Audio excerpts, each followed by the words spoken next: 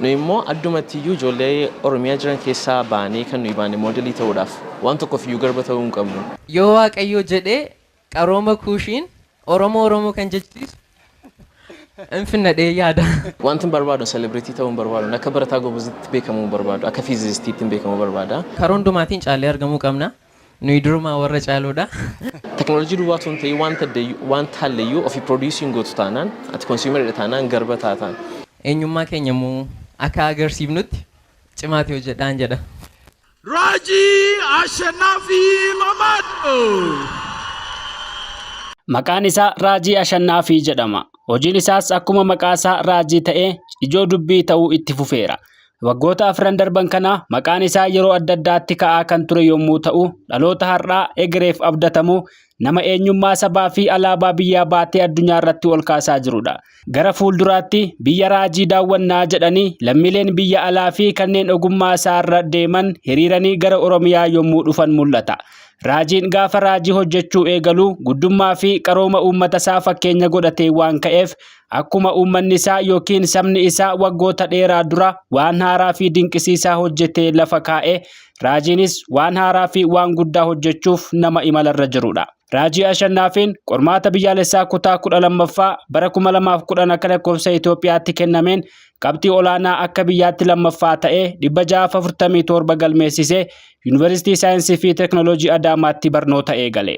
Godina Qellam Wallaggaa aanaa Gidaamiitti dhalatee guddate. Qormaata kutaa 8ffaa qabxii olaanaa waan fideef carraa barnootaa mana barumsaa bultii addaa Waldaa Misooma Oromiyaa argachuudhaan gara Adaamaa deemee kutaa 9 hanga 12 mana barnootaa bultii kanatti xumure. Qormaata biyyaalessaa kutaa 10ffaas gosa barnootaa hunda fiduudhaan milkaa'eera. Applied Physicsdhaan Yuunivarsiitii Saayinsii fi Teknooloojii Adaamaatti barnoota isaa xumure qabxii olaanaa fi seenaa yuunivarsiitichaa keessatti kan jalqabaa ta'e gosa barnootaa 60 HRG fiduudhaan eebbifame. Abjuun isaa Theoretical Physicist ta'ee Quantum Field Theory irratti hojjechuu ture. Keessumaa hiibboowwan fiiziksii jaarraa kanaa kan furmaata barbaadan keessaa Young Mills Mass Gap kan jedhamu irratti hojjechuu barbaada. Wanta fedhu kana gochuu akka danda'uuf Yuunivarsiitii Saayinsii fi Teknooloojii Adaamaatti muummee barnootaa Applied Physics galuun barbaachisaa waan ta'eef fedha isaatiin muummee barnootaa kanatti makame. Akkuma barattoonni qaxaleen hedduun hawwan, Raajiinis Dooktara fayyaa ta'uu hawwa ture. Itoophiyaa keessatti bakki barattoota baay'ee qaxalee ta'aniif madaaluu fi ittiin baratanii kabajamanii jiraachuu danda'an bakka sana waan ta'eef barataa qaxaleen sanuma hawwa ture. Hanga kutaa 10 gahuutti Raajiinis Dooktara fayyaan ta'aa jedhee yaada ture. Booda garuu dandeettiin isaa fi abjuun keessatti uumamaa dhufe yaada isaa kana jijjiirsise.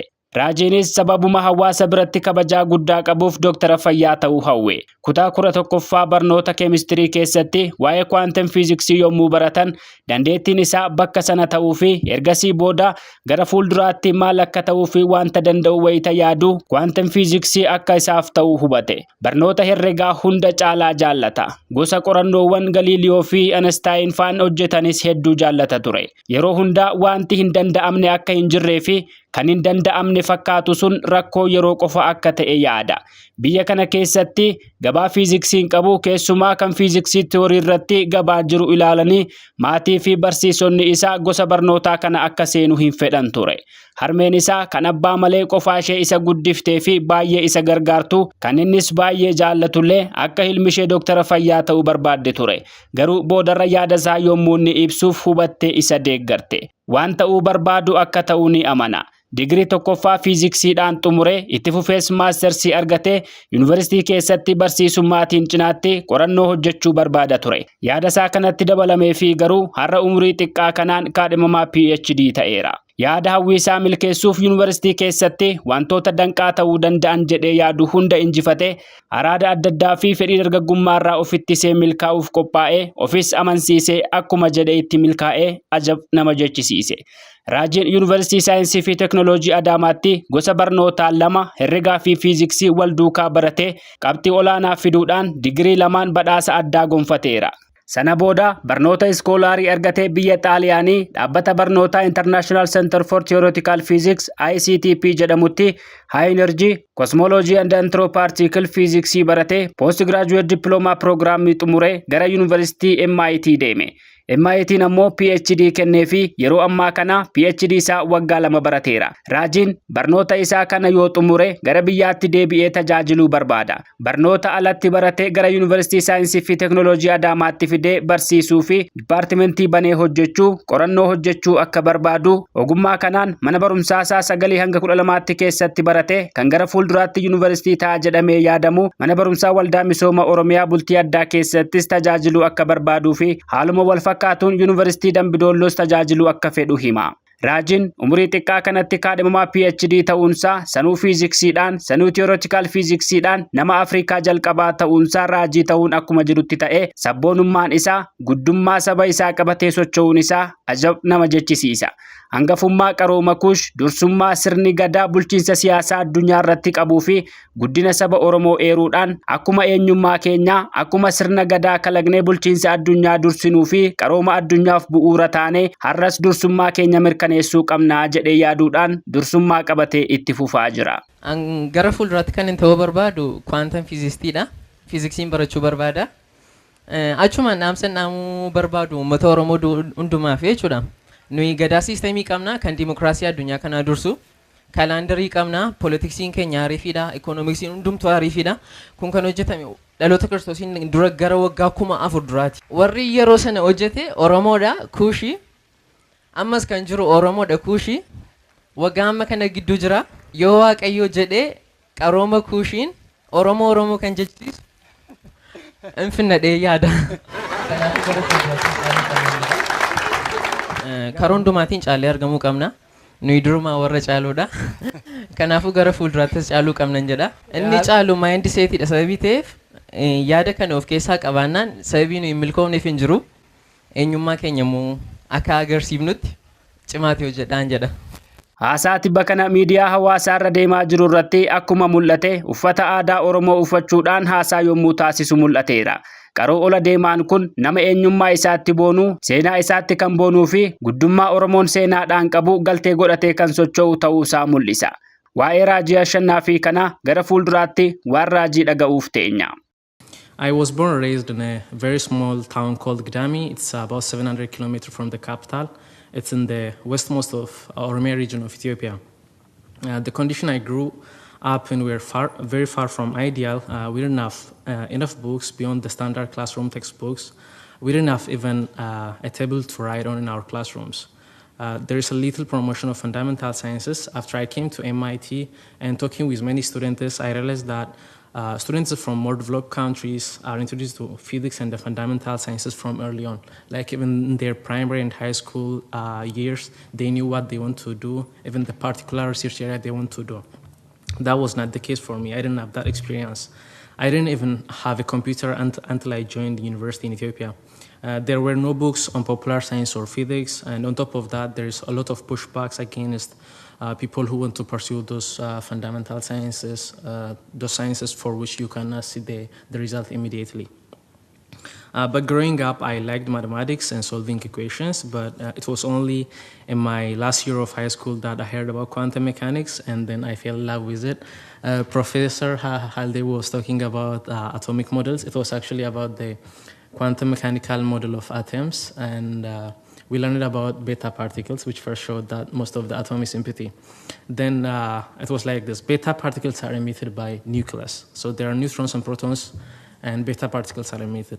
But beta particles are negatively charged, and the nucleus is positively charged. So I asked my teacher, how come negatively charged particle come from inside of the positively charged particle?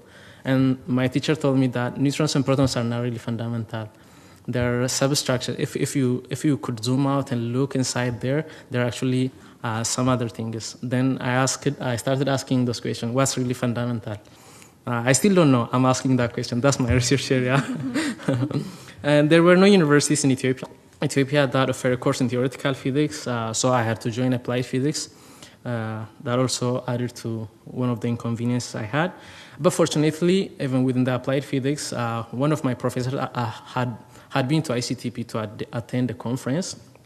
And when I told him that I'm interested in theoretical physics, he told me that I should look out for ICTP. So since my second year in university, I was preparing to come to ICTP. Then I finally came to ICTP and experienced what the Honorable Minister experienced. It was like stepping into a new world. In Ethiopia, I didn't have friends to share my passion of physics with. Then I came to ICTP. My friend Isai from Peru, like we wait until we leave the classroom because we're excited about the very topic we learned it to discuss with each other. It was amazing. And it was very intensive. It was not simple. And my background was not strong. Even for students whose background was relatively strong, it was very difficult. It was very scary. But what got me through is, and what I appreciated about ICTP the most is that the people there truly believed in us and what they were doing. So it was not like they were having pity on us or showing compassion to people with no good background. So they believed in us. They were preparing us to be the next generation of scientists. They did not see it as a philanthropy or I don't know words to explain that, but they really believed in us. So, for example, I did my diploma thesis with Professor Atish Dabolkar here. So he told me like you should do this holographic entanglement entropy. You look at CFT on the side and gravity on that side. Then I told him, but I don't know CFT. How can I learn? Go read it. I read and I did it. And by the end of the way, before I say this, there was a T-shirt, one of the souvenirs of ICTP. There's a Lagrangian of standard model, all the physics we know, the universe as we know it now. So I saw it, but I did not want to buy as the first time I joined because I want to understand everything. Then I did 8 courses in 8 months, and by the end of the second course of standard model, I could do computation with every single term in the formula. Then, when we first joined, they recommended us that we go to colloquium, listen to the seminaries, but at first it was very daunting because it feels like not even language. It was something else. Then by the end of my program, I could talk to the speakers, ask questions, meaningfully contribute. My diploma thesis was on holographic entanglement entropy. One of the biggest discoveries of 21st century in energy physics is the fact that Professor Greg Gabaders was saying about the late Jim Simons, that quantum entanglement entropy knows a lot. Like it's the first clue we had to understanding the very fabrics of the cosmos itself, of the space and time itself. So I worked on that. I really understood it. So I'm very happy. The scientists at IP are engaged in cutting-edge research, and another incredible aspect was that the sheer number of scientific programs organized at ICTP. Through this, I had the chance of meeting most of my academic heroes, Professor David Gross, Ed Wheaton, Ashok Sen, many Nobel laureates. And finally, to get back to international collaboration, what I said, Professor Haldin already said is the thing that resonated deeply with me.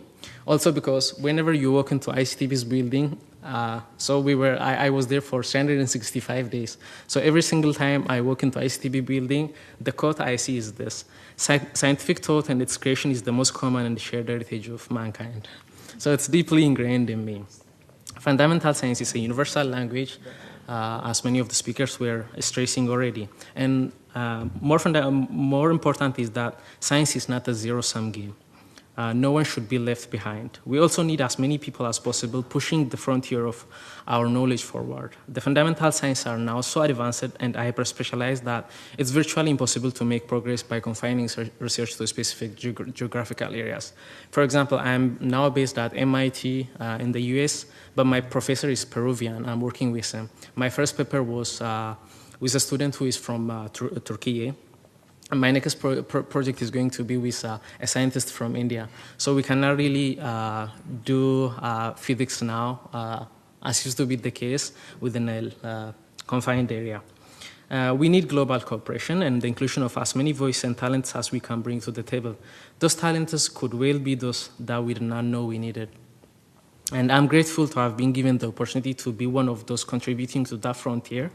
There is still, as we all agree, a lot to do. For example, I am the only black student and one of the only 2 African students doing PhD in physics at MIT. So I shared my highlights of my journey also from my background because I believe this is a typical situation of a student growing in developing countries, more specifically in Africa. And I truly believe there are millions of untapped talents around the world just waiting to be discovered. Thank you very much. I'm very grateful. God bless you. Waggaa jalqabaa Italiin deemee dhaabbata International Center for Theoretical Physics ICTP jedhamutti postgraduate diploma programmii waan jedhamu akka equivalent master's degree ti garuu dhaabbata barumsa saayinsiin taaneef certificate manu kennu achitti high energy cosmology and astroparticle physics baradhee waggaa tokkoof koorsiidhaa fi dhumarratti teessii barreessuu qaba. Holographic entanglement entropy waan jedhamu irratti barreesse teessii koo MIT deemee MIT immoo university PhD naa kenneedha. PhD koo jalqabee waggaa tokko baradheen jira. Waggaa 4 jechuudha yoo waaqayyo jedhe. Amma Ameerikaa jirta jechuudha. Ayya Ameerikaa state Massachusetts MIT achitti argama. Dhugaan beeku boarding schoolitti nama baratee dhufe waan quunname natti fakkaatu amma ammaatti. Garuu umurii sanatti boarding school deemuun koo baay'ee na fayyadeera. Odaanii kan baay'ee namatti tolu sensii individualismii wayisii kenna. Ofii keetii waan akkatti maanejii gootu. Yeroo wal fakkaataatti immoo akkatti warra kaanii wajjin maatii taatu godhaan. Enforced ta'a wanti jira. Gaafuma dhannu maatii irraa farramanii nu fuudhu, maatiin farramu amma farramee deebi'ee nu fuudhutti isaanidha maatiin keenya jiran nutti immoo. Fakkeenyaaf wanti sirriitti yaadadhu ayyaana fa'aa fakkeenyaaf magaalaa Adaamaa keessaa utuun fira qabaadhe dhaqee isaanii wajjin hin baasu.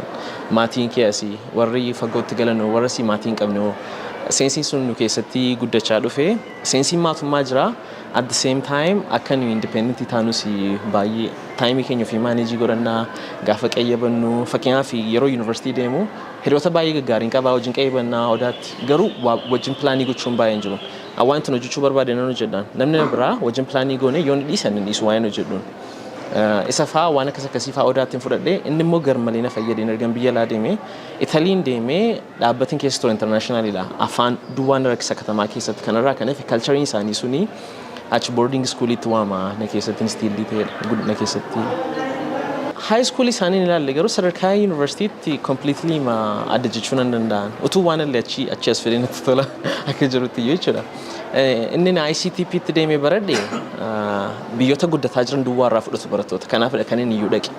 MIT kallattiidhaan deemuu nan danda'an ture waggaa tokko fudhadheen isa dhaqeen akka isaan na qopheessaniif jechuudha. Digriin koo asii gaariitti yoon beera ta'e iyyuu digriin keenya baay'ee kan isaanirraa fagoo sababii ta'eef jechuudha. Kalcharii achitti kan jaalladhe kan Itoophiyaa keessa hin jirre sadarkaa yuunivarsiitii jechuudha haayiskuulitti gaariin baradheera sababiin ta'eef. Profeesarii duwwaatu barsiisaa nama speeshaalaayizii godhu. Itti gaafatamummaa isaanii barsiisuu duwwaa miti. Riisirchii hojjetu beekumsaa haaraadha. Kanaaf jedhanii yeroo hundaa sammuu isaanii banaadhaan barataan gaafa gaaffii gaafatu kallattii adda addaatiin ilaalu barataa tuffachuun hin jiru asii gadi ilaaluun hin jiru.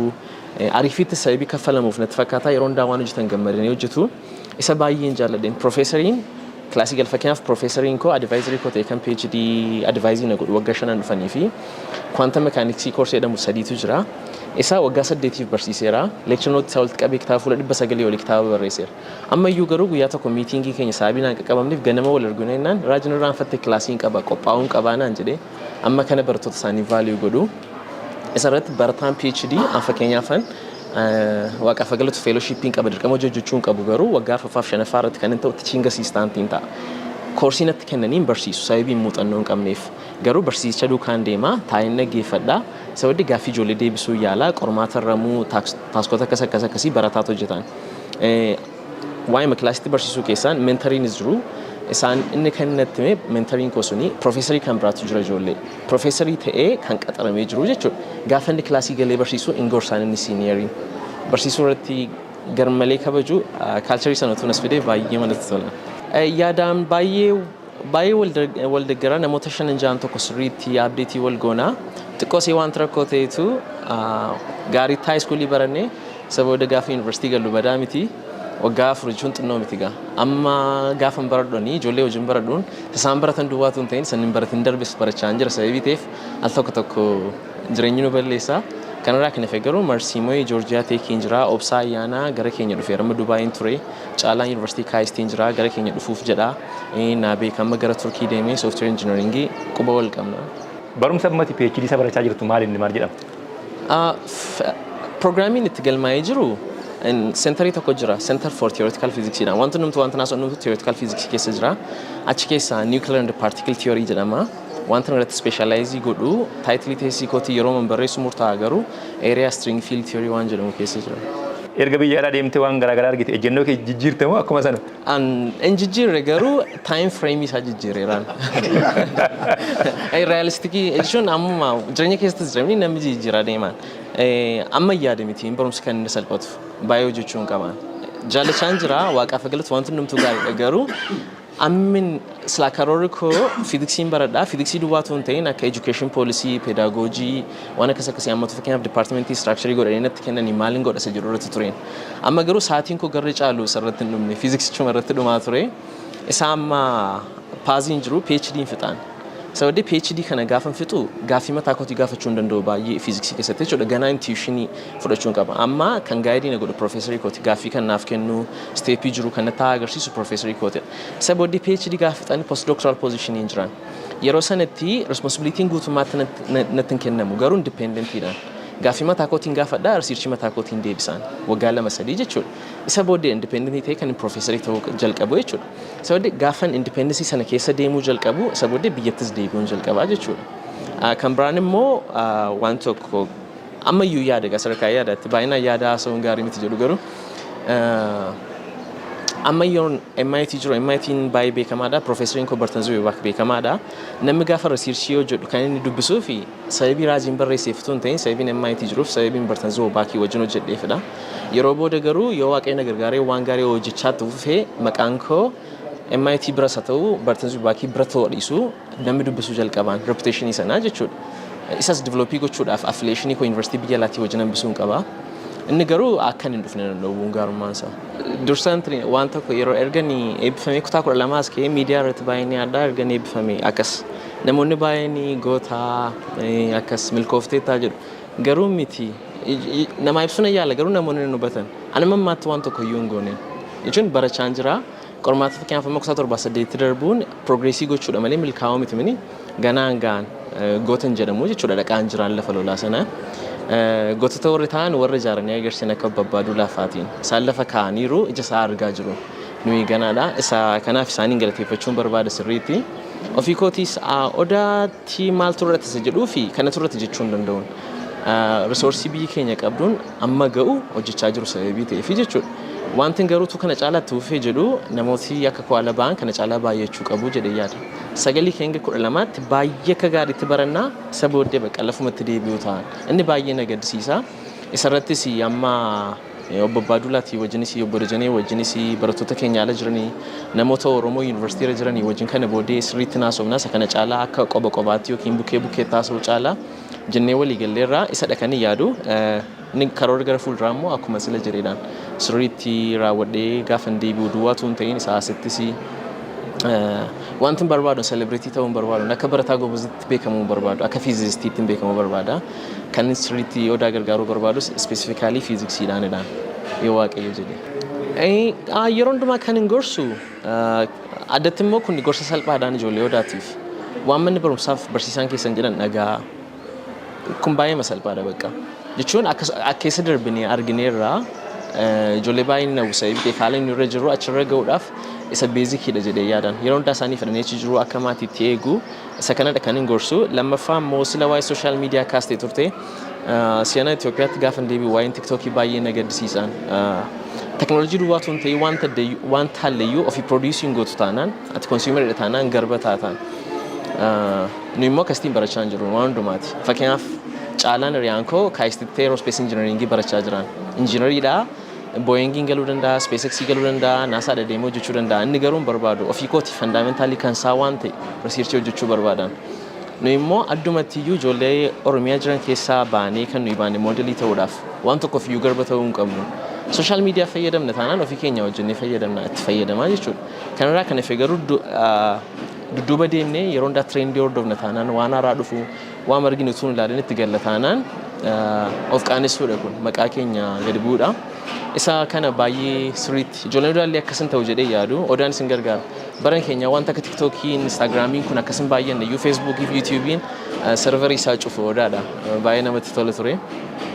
sakana addatin gorsu barbaadan haalan biyya dhufee argee nagadisiisa keessaa tokko sababiitiif kanarraa kana fi jabaatanii qayyabachuun waan fuulduratti ta'an sakutaa 12tti qabxee akkasii fiduu yookiin immoo digirii akkasiin baradhaa duwwaa tuun ta'in akka sila babbaandulaa haasa'aa turan mul'ata gara fuulduraa jireenya keessatti kan biraan immoo dhiifamaa haasaan koo walii jala wal rukutuu danda'a garuu kan inni haasoo barbaadu waa'ee milkaa'inaa irratti kan koo amma waan mul'atu ta'e waan namni ilaalu ta'e malee isaan ijoolleen odaa suma dhugumaa kanan kakachuuyyuu nan danda'a waggaa 10 booddee kan nuyi sirriitti arginu jireenya keessatti waan isaan ta'an amma karaarra jirra hundi keenya nu jenne ganaadhaan ganaachi geenya isa kanadha ijoolleen nu duuba isa kana akka isaan yaadan sirriitti nan barbaadan በዚህ ዓመት ምናልባትም በዩኒቨርሲቲው የታሪክ ውስጥ የመጀመሪያ በሚያስብል ደረጃ በ60ም ኮርሶች A+ በማምጣት እጅግ ከፍተኛ ውጤት ያስመዘገበውን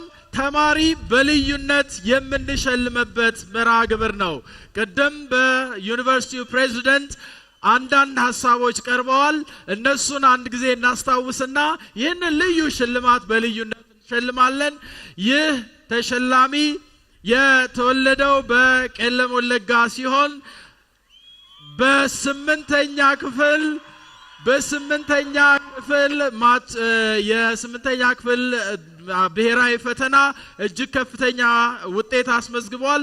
እንዲሁም ደግሞ የ12ኛ ክፍል ከተፈተኑት አጠቃላይ የኢትዮጵያ ተፈታኞች ማርኩ ወይም ያመጣው ውጤት ሁለተኛ ነበረ። ይህም ሃይ ስኩሉን በከፍተኛ ውጤት ጨርሶ ወደ ዩኒቨርሲቲው የመጣ ነው። በአፕላይድ ናቹራል ሳይንስስ አዳማ ሳይንስና ቴክኖሎጂ ዩኒቨርሲቲን በአፕላይድ ፊዚክስ ዲፓርትመንት ውስጥ የተቀላቀለው ይህ ተመራቂ ካለው ከፍተኛ አቅምና ፍላጎት አኳያ በፊዚክስ የፒኤችዲ ፕሮግራም ለመማር በእጅግ ከፍተኛ አድናቆት ባለው የማሳቹሴትስ ኢንስቲትዩት ኦፍ ቴክኖሎጂ MIT በአሜሪካን ሀገር ለ5 ዓመት የፒኤችዲ ፕሮግራሙን ለመከታተል እድል ያገኘ ምሩቅ ነው። ህልሙም በጽንሰ ሐሳባዊ የፊዚክስ መስክ በትምህርቱን ጨርሶ ለሌሎችም የሀገሩ ልጆች የተሻለ እድልን መፍጠር የሚፈልገው ይህ ተማሪ ከፒኤችዲ ጥናቱ በኋላ እዚሁ ተመልሶ የሴንተር ኦፍ ቲዮሬቲካል ሃይ ኤነርጂ ፊዚክስ በዚሁ ዩኒቨርሲቲ የፒኤችዲ ፕሮግራም የመክፈት ህልም ያለው ነው። ይህ ምሩቅ ራጂአሸናፊ ማማዶ sadarkaa yuunivarsiitii qabxii olaanaa kan galmeessise akkasumas obbo Ashannaa fi Maammadee fi aadde Saaliyaa Huseen irraa Qeellam Wallaggaa Gidaamii keessatti dhalate barnoota fooyya'aa barbaaduuf kutannoo guddaa waan qabuuf qormaata biyyoolessaa kutaa 8ffaarraa qabxii gaarii galmeessisuu danda'eera. Qormaata kanarratti barattoota qabxii olaanaa galmeessisan keessaa tokko waan tureef mana barumsaa bultii addaa ODA magaalaa Adaamaatti carraa barnoota akka naannoo Oromiyaatti argateera. Barumsa sadarkaa lammaffaa achumatti xumuree bara 2018tti qormaata seensa yuunivarsiitii Itoophiyaa biyyaalessaaf barattoota biyyattii hunda keessaa qabxii olaanaa galmeessisuun lammaffaa ture. Yuunivarsiitii saayinsii fi teeknooloojii Adaamaatti School of Applied Natural Science'n gale. ራጂአሸናፊ ማማዶ የዚህ ዓመት የዩኒቨርሲቲው ልዩ ተሸላሚ ሽልማቱም እጅግ ዘመናዊ ላፕቶፕ ነው። እስኪ አንዴ ሞቅ ያለ ጭብጨባ። በዳሰ ላፕቶፕ እዚሁ የክብር እንግዳችን እንዳሉ ሌላ ልዩ ሽልማት የሚሰጥ አካል አለ። ይህንን ሽልማት ደግሞ የሚሰጡልን ብሩክ ሚሊዮን የሐራምቤ ዩኒቨርሲቲ ምክትል ፕሬዝዳንት ናቸው። እሳቸውን ወደ መድረኩ እንጋብዛለን። የሐራምቤ ዩኒቨርሲቲ ለተመራቂ ራጂአሸናፊ በ2010 ዓመተ ምህረት ከኦሮሚያ ቦርዲንግ ትምህርት ቤት 12ኛ ክፍል ከፍተኛ ውጤት በማስመዝገቡ የዛሬ 4 ዓመት የሸለመ ሲሆን ተማሪ ይህንኑ ቃሉን ጠብቆ ዛሬም ከፍተኛ ውጤት በማስመዝገቡ የ50,000 ብር ሽልማት ከሐራምቤ ዩኒቨርሲቲ ሐራምቤራ በዳሰ ቼኪ ብሪ 50,000 ጉማቻሜፍ ጅራ በረታ ራጂ አሸናፊ ዩኒቨርሲቲ አራምቤራ ቀርሺ በዳሳ ብሪ ኩማ ሸንተማ በዳፈሜፍ 50,000 በመጨረሻም ክብራትና ክብራን እንግዶቻችን በእለቱ የክብር እንግዳ የልዩ ዋንጫ ሽልማት መርሃ ግብር ነው። ይህንን ዋንጫ የሚያገኘው ማን ነው? ራጂ አሸናፊ ማማዴ የ2014 የአዳማ ሳይንስና ቴክኖሎጂ ዩኒቨርሲቲ የዩኒቨርሲቲ ፕሬዝዳንት ልዩ ዋንጫ ተሸላሚ ነው። በእለቱ የክብር እንግዳ ዋንጫ ይበረከትለታል። በዳሰ ዋንጫ ዩኒቨርሲቲ ሳይንስ ቴክኖሎጂ አዳማ ትራ ከንበረኩ መለማፍ ኩዳፍሪ በረታ ራጂ አሸናፊ ዋንጫ ፍዳቴ ጅራ በገገመዴ በገከናን ሲጌ ከሱሞታ ከበጃ ጉያራ ዶክተር ኢዮብ ተካልኝ ሚኒስትር ዴታ ሚኒስቴር ማለቃ ከሱመስሞ በከ ከሱሞን ያዳዳን አርገመንቺ በዳሰ ዋንጫ ፍዳቴ ጅራ አከሱመስ ዩኒቨርሲቲን አራምቤ ብሪ ኩመሸንተማ ደበለሳን ጉማቼ ፊጅራ Raji Ashanafi Mamade, Cup winner of Adama Science and Technology University 2021-22 in this commencement ceremony. እጅግ በጣም እናመሰግናለን። ራጂ በገገመዴ በገከናን ሲጌ ገረፉልዱራፍ ካዩወን ሄዱ ቀባ ደበለታኒስ ዩኒቨርሲቲ ሳይንስ ቴክኖሎጂ አዳማ ፊ ዩኒቨርሲቲ ደምቢዶሎ ኬሰቲ በርሲሱን ሀዊሳቲ ክብራትና ክብራን biyya alaatti xumuree booda ዩኒቨርሲቲ kana keessatti wiirtuu fiiziksii theoretical physics high engineer energy tiin barattoota sadarkaa PhD dhaan banuun nam barbaada jedheera. Dabalataanis Sulumayyuu waldaa misooma Oromiyaa waggoota kurnan dhufu keessatti ዩኒቨርሲቲ addaa saayinsii fi teeknooloojii banuuf karoorfatee jira. Maal jettu? ክብራትና ክብራን እንግዶቻችን የዛሬውን ይህንን ደማቅ መርሃ ግብር ደግሞ የምንዘጋው የአዲስ አበባ ፖሊስ ኮሚሽን የማርሽ ባንድ አባላት በጋራ ከኛ ጋር ሆነው በሚያሰሙን የኢትዮጵያ ሕዝብ ብሔራዊ መዝሙር ነው። ሁላችንም በድጋሚ እንኳን አደረሰን። ተመራቂዎች እንኳን ደስ ያላችሁ።